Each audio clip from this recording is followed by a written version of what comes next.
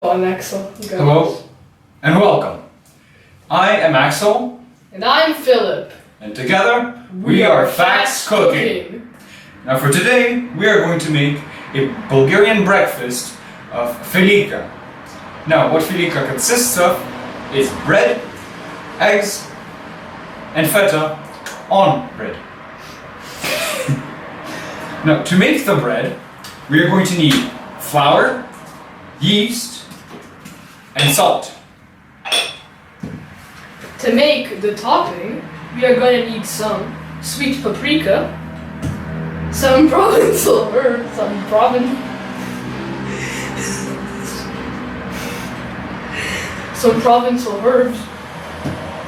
some onion, and some pepper. And don't forget the main ingredients of eggs and feta.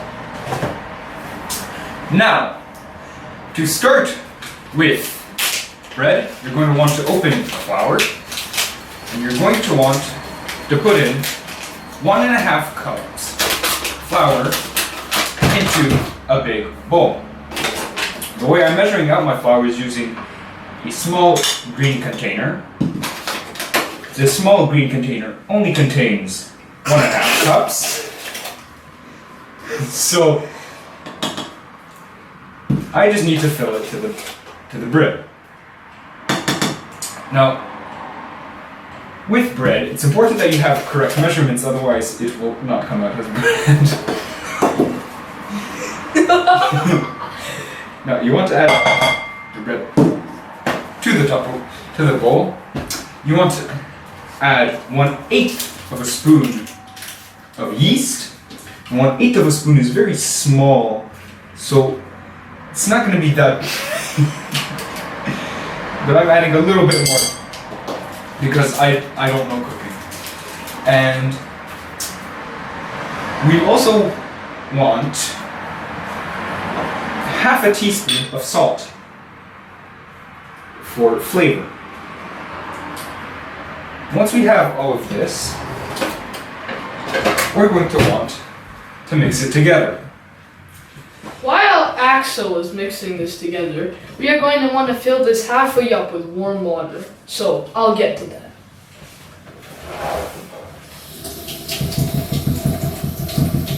That's hot water, not warm water. If you put hot water, the yeast will die. And you will not have good bread. So, for this, That's a good fact. you want 3/4 of a cup of water. We're halving everything because we don't have the right proportions. We don't have the biggest bowl in the world. So now you want to mix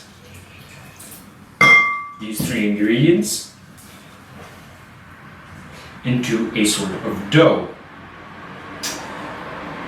And while you're doing this, you will have a sort of result of not a very sticky dough, you could say, and it's referred to in the culinary industry as a shaggy dough. It's quite a powerful, a really good dough, right? So once you've successfully mixed the majority of the ingredients together, you want to take a towel and you want to cover it for 2 to 3 hours. While we're waiting for the dough to settle, we're going to show you how to make the topping. So what you're going to want to do is take 2 eggs and take approximately 2 cm by 5 cm wide rectangle of feta.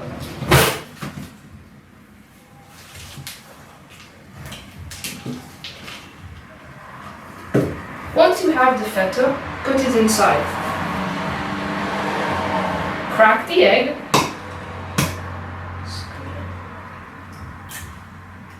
Make sure there are no eggshells in the egg.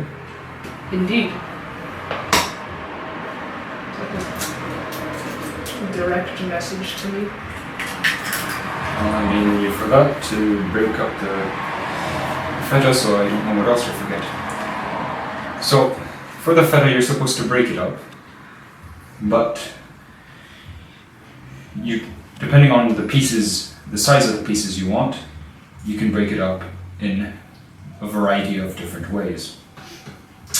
For us, we're going to do a relatively chunky type. And now you want to whisk it. You're just too good to be true. Can't take my eyes off you. You'll be like heaven to touch.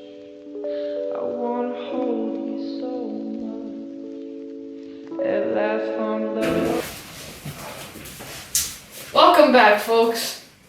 For this part, you're going to want to get yourself some of this parchment paper. And you're going to need a little bit more flour. Now,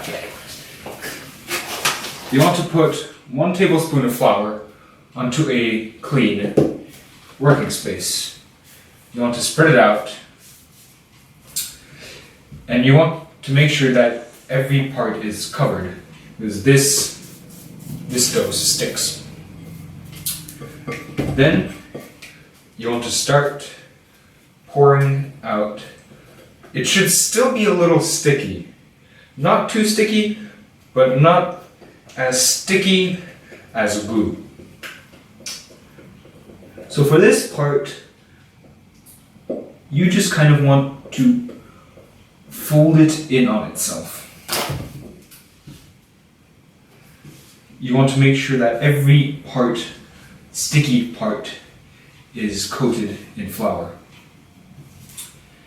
Now it's relatively liquid in this state, so you're going to want to add quite a lot of flour.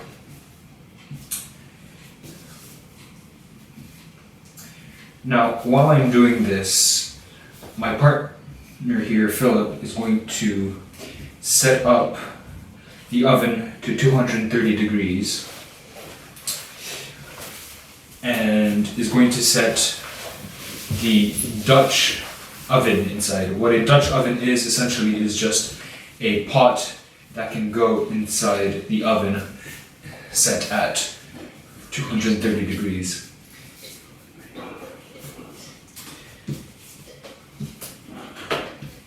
Alright. You want to turn on the light and put on this one. Now, you put your glass or your pot. You can use cast iron or whatever. Just make sure it's not made of plastic, otherwise it will melt. Now, once you feel that it does not stick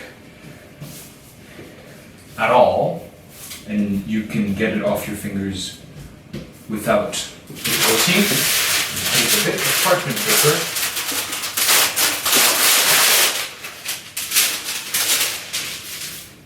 and wait for your oven to heat up to 230 degrees. So you can wait approximately 5 to 15 minutes.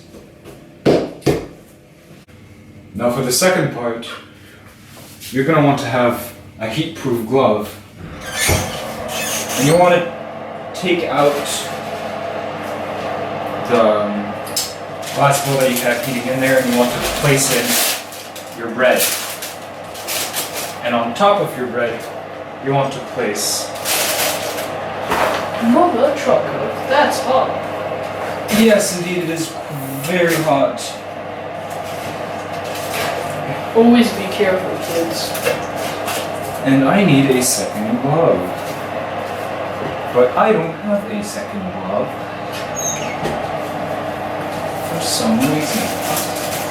Let's see if we can find one. So you're going to want to cover it and cook it for about 30 to 35 minutes.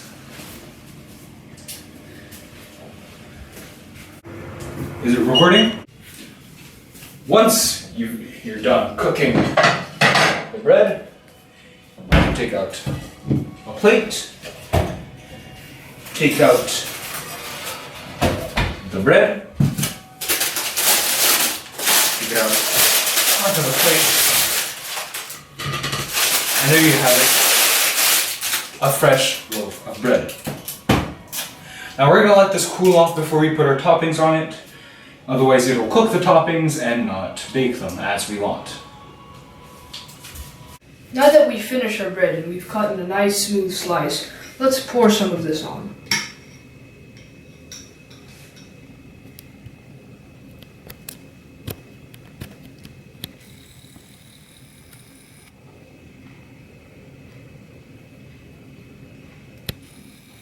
See, now that you've poured it on, you're going to want to fold this up nicely, stick it in the oven, put it on 200 degrees Celsius for 10 minutes, and you got yourself a heck of a meal.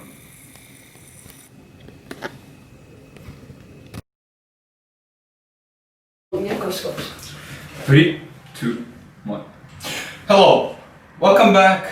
I am Axel, I'm Philip. and Why did you say welcome back? You've never seen us before. fuck. Some Provençal herbs. Some garlic. onion. Some.